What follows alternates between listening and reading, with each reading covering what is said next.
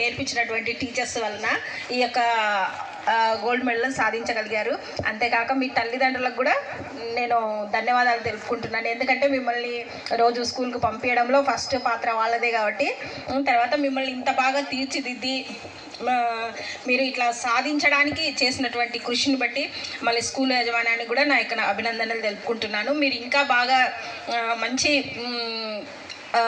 10th తర్వాత ఏంటి మా పరిస్థితి అనేది మీ టీచర్స్తో చర్చించి మేము ఏది తీసుకుంటే ఏ సబ్జెక్ట్ తీసుకుంటే బాగుంటుంది అనేది మీరు ఒకసారి ఆలోచించి ఈ నిర్ణయం తీసుకోండి.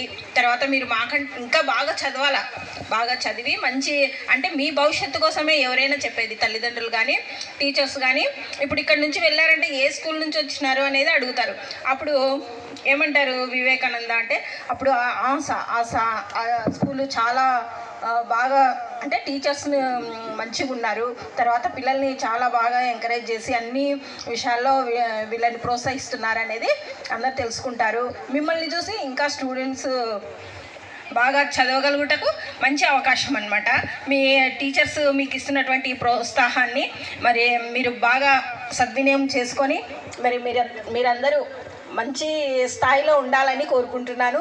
మీరు కూడా ఎప్పుడైనా ఇట్లా మీలో కూడా తహసీల్దార్లై ఎంఈఓలై వచ్చి మీ స్కూల్కే వచ్చి ఇట్లా ప్రసంగం చేస్తుంటే మీకు ఎంత హ్యాపీగా ఉంటుంది, అవునా కాదా? కాబట్టి మీరు కూడా మాకంటే బాగా ఇంకా బాగా మంచి స్థాయిలో ఉండాలని కోరుకుంటున్నాను. నాకు ఈ అవకాశం ఇచ్చినటువంటి స్కూల్ యాజమాన్యానికి నా యొక్క అభినందనలు. Thank you.